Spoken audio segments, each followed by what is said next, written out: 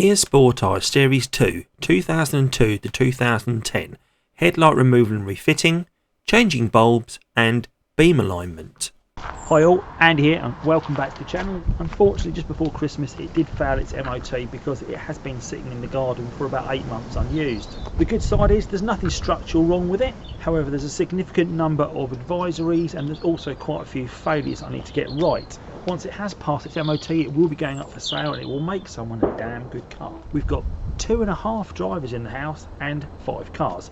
Something's got to go. First up today is the headlight.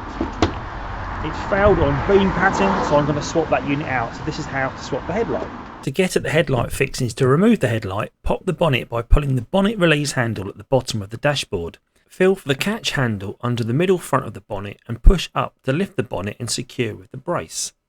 I took the passenger headlight out prior to MOT because there was a bulb failure, and unfortunately it's easier to remove the headlight to change the bulbs. Working under the bonnet, you next need to remove the 10 Phillips securing plug screws from the plastic slam panel cover. You will see they are a plastic screw in a plastic collar. They will just spin and spin, so undo them anti-clockwise, and as you do so, get a thin bladed screwdriver between the screw and the collar and prise the screw up.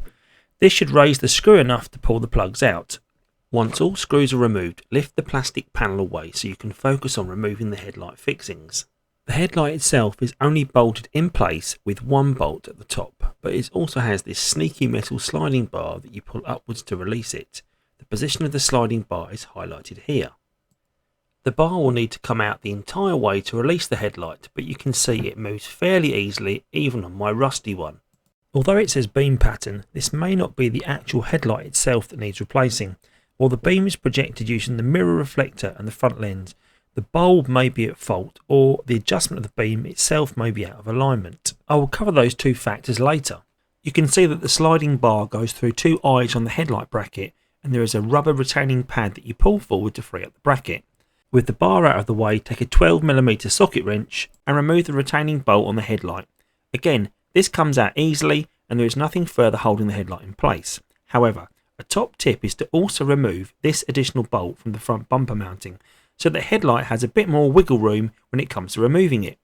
The headlight is fitted pretty snug, but I recommend lifting it at the bottom outside corner first to free it up, then wriggle the corner next to the bumper free and the whole unit should just slide out forwards. Now you won't be able to just take it off the car like that. You will first need to unplug the 2 wiring harnesses from the headlight rear. Pull the headlight forward to expose the harness plugs and unclip the smaller upper wire first. This comes out fairly easily. The lower larger plug takes a bit more effort to unplug. Here's a closer view of the 2 wiring harness plugs. You can see the smaller one has a clip you press down to release it, and the larger plug, as you can see, has this button release that you press in. Don't try and force the cables apart without releasing the clips or you could damage the loom. With the old headlight off the car as a demonstration piece, I thought I would explain about bulb position and how to change. Looking at the rear you can see there are 4 locations for bulbs and all are sealed behind a weatherproof cover. The covers all unscrew anti-clockwise and screw back in clockwise. The side light is at the top corner nearest the windscreen and is a small push-in bulb. There are 2 indicator bulbs per headlight and these are orange in colour and are located here and here. Again, unscrew them anti-clockwise and pull the bulb out through the opening. The main headlight bulb and the one that would be responsible for the beam image is located behind this large round cover. So unscrew anti-clockwise to see how it is connected. There is a plastic plug holding the 3 wires that simply pull off the back of the bulb. Then there is this metal spring clip that you push down in one corner and unhook it to access the bulb. It is held in place through this spring pressure. As I did this, I stopped the video and I went back to check something, and sure enough, I think I've found why the beam image has failed the MOT.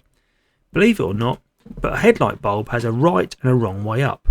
The bulb has 3 metal feet and are positioned like a jigsaw piece, so you cannot put them into the bulb connector wrong. Turns out when I checked, this bulb was in fact not in the 3 slots, so it had probably been replaced wrongly in the past.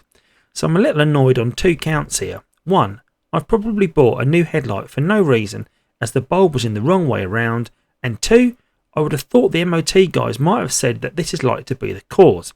Anyway, it's spotted and done now, so I will move on to explaining how to adjust your beams on this particular Sportage headlight. Oh, and never touch the bulb glass with your hands when replacing, as the grease from your skin can heat up during use and cause it to fail. Headlights have 2 adjustment screws for up, down and left, right.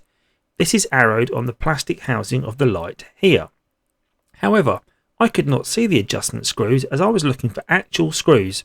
Turns out I was looking for the wrong thing. The adjusters are actually these guys, and you can access them through 2 holes. I would never have found these looking from the top. The first hole is found in the bracket that the bolt goes into that secures the light to the car. This one adjusts the beam left or right. It is this diagonal pipe here.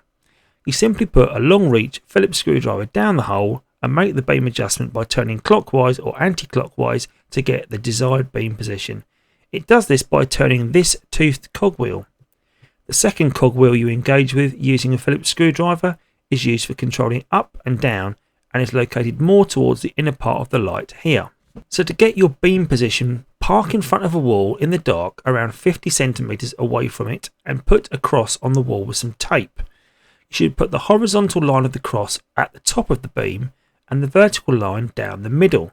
Make sure you're on flat ground too. Now back your car away to around 25 feet and check where the light shines. You will see a horizontal line where the top of the headlight shines. If the headlight is shining above the horizontal line on the cross, you need to screw the adjuster down. Otherwise you'll be dazzling oncoming motorists. There is also a diagonal line coming up from the centre of your headlights. Where this meets, the top of the headlight should be right on the middle of the cross's vertical line.